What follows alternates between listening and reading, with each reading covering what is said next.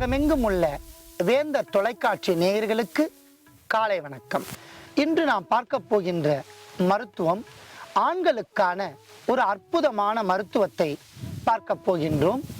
அன்பான நேயர்களே, இப்பொழுது குழந்தை பாக்கியம் என்ற ஒரு அற்புதமான பாக்கியம் ஆண்களுக்கு அரிதாகி கொண்டே வருகின்றன. அதற்கு காரணம் ஆண்களுக்கு உடலில் நரம்பு தளர்ச்சி, விந்து தன்மை நீர்த்து போகுதல், அதோடு மட்டுமில்லாமல் விதை வீக்கம் போன்ற நோயெல்லாம் ஏற்படுகின்றன. இந்த நோயை முற்றிலும் நீக்கி அற்புதமான உடல் அமைப்பை பெறுவதற்கான ஒரு அற்புதமான மருத்துவத்தை நாம் பார்க்க போகின்றோம். இந்த குழந்தையின்மை என்ற நோய்க்கு பல காரணங்கள் ஆண்களுக்கு கூறப்பட்டுள்ளன. அவற்றில் ஒரு சில காரணங்களை பார்க்கலாம். தொடர்ந்து புகைப்பிடித்தல், அடிக்கடி மது அருந்துதல், தவறான போதை பழக்க வழக்கங்கள் மற்றும் தீய பழக்க வழக்கங்கள், இதோடு அல்லாமல் பிறவிலேயே ஆண் விந்தணுக்கள் குறைபாடு, ஒலிகியோபோமியா, அசஸ்போமியா என்று சொல்லக்கூடிய மோர்டாலிட்டி டிசார்டர் போன்றவையெல்லாம் காரணமாக அமைகின்றன.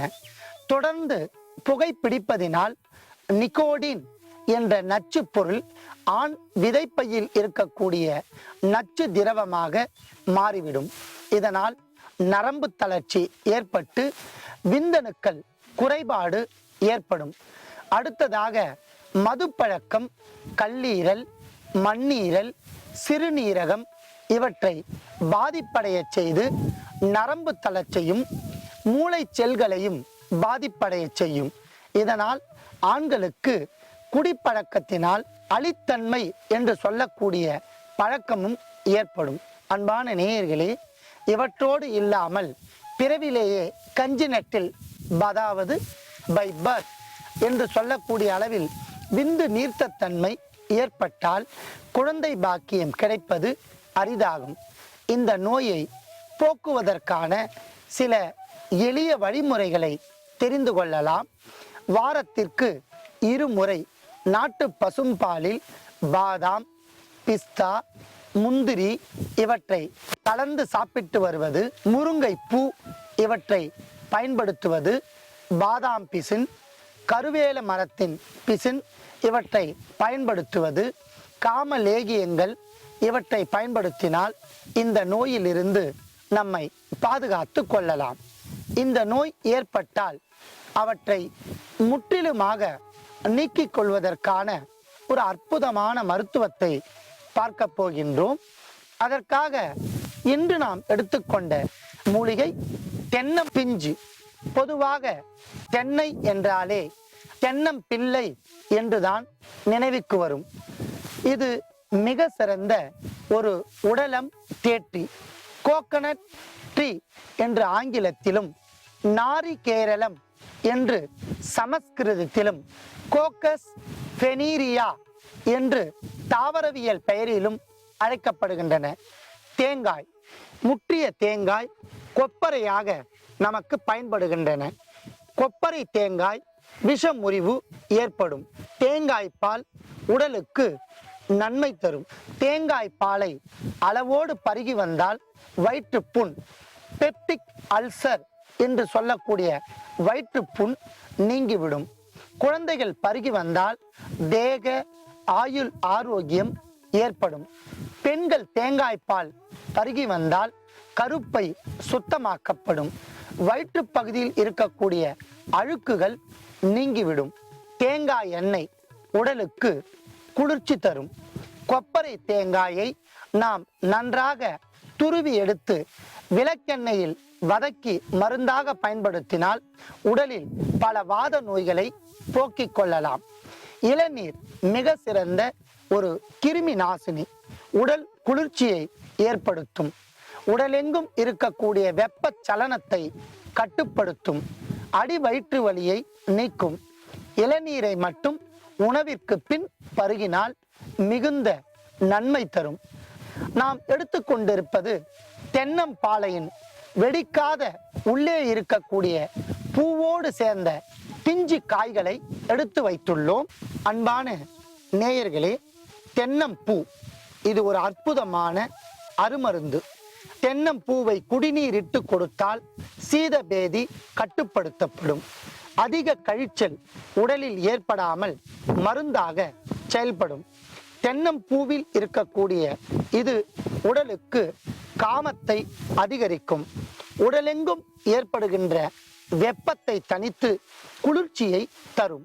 அன்பான நேயர்களே, முற்றிய காய்களை பயன்படுத்தினால் மருத்துவத்திற்கு பயன்படாது என்பதால் ஒரு கோலி அளவிற்கு உள்ள காய்களை மட்டுமே பயன்படுத்த வேண்டும். இது மிக சிறந்த கிருமி நாசினி. நீர்த்த விந்துவை கெட்டியாக்கும். உடல் குளிர்ச்சியை ஏற்படுத்தும். நரம்பு தளர்ச்சியை போக்கும். உடலெங்கும் ஏற்படுகின்ற கை கால் ஷிவரிங் என்று சொல்லக்கூடிய உடல் நடுக்கத்தை படிப்படியாக நிறுத்தி ஆண்களுக்கு முதுகு தண்டுவடத்தை நேராக்கி பலப்படுத்தும். கூன் முதுகு என்று சொன்ன நோயை போக்கும். அதோடு மட்டும் இல்லாமல் இதன் பிஞ்சி காய்கள் விதை வீக்கம், டெஸ்டிஸ் ஸ்வெல்லிங் என்று சொல்லக்கூடிய விதை வீக்கத்தை போக்கும். இவ்வாறு பல அரிய மருத்துவ குணங்கள் இருப்பதால் வெடிக்காத தென்னம்பாளையில் இருந்து வெட்டி எடுக்கப்பட்ட தென்னம் பிஞ்சை நாம் எடுத்து வைத்துள்ளோம். அடுத்ததாக சிறு சிறு அளவில் தென்னம் பிஞ்சு காய்களை எடுத்து தனியாக வைத்துள்ளோம். அடுத்ததாக நாம் எடுத்துக்கொண்டிருப்பது நாட்டு பசும்பால். அன்பான நேயர்களே, நாட்டு மாட்டுப்பால் மிக சிறந்த உடலம் தேற்றி நமக்கு 2 முதல் 3 லிட்டர் அளவே பசும்பால் தந்தாலும் எண்ணற்ற மருத்துவ பயன்களை கொண்டது. மற்ற மாடுகளுடைய பால் எல்லாம் நமது விந்தணுக்களை அழிக்கும். உடலுக்கு வன்மமும் அழகும் தராமல் உடலை நீர்த்து போகச் செய்யும். நமக்கு மலட்டுத்தன்மையை ஏற்படுத்தும். ஆனால் நாட்டு பசும்பால் விந்தணுக்களை அதிகரிக்கும். உடலுக்கு அழகும் வன்மமும் தரும். மேனியை போஷாக்காக பாதுகாக்கும். உடல் எலும்புகள் வளர்ச்சியை மிதமான முறையில் அதிகரிக்கும். வைட்டமின் டி சத்தும் கால்சிய சத்தும் பூரணமாக கிடைக்கும். குழந்தைகளுக்கு நாட்டு பசும்பாலில் தேன் கலந்து கொடுத்து வந்தால் உடல் வளர்ச்சி ஆரோக்கியமாக இருக்கும். ஆண்கள் நாட்டு பசும்பாலை முருங்கைப்பூ சேர்த்து கொதித்து காய வைத்து பருகி வந்தால் தாது வளர்ச்சி அதிகரிக்கும். நீர்த்த விந்தணுக்களின் எண்ணிக்கை அதிகரித்து தாது விருத்தியை ஏற்படுத்தும் என்பதால் நாம் நாட்டு பசும்பாலையும் எடுத்து வைத்துள்ளோம். அன்பான நேயர்களே, எடுத்துக்கொண்ட பொருட்களின் அளவுகள், ஆண்களுக்காக நாம் விசேஷமான முறையில் செய்ய போகின்ற மருந்தின் செயல்முறையை சிறிது இடைவேளைக்கு பிறகு பார்க்கலாம்.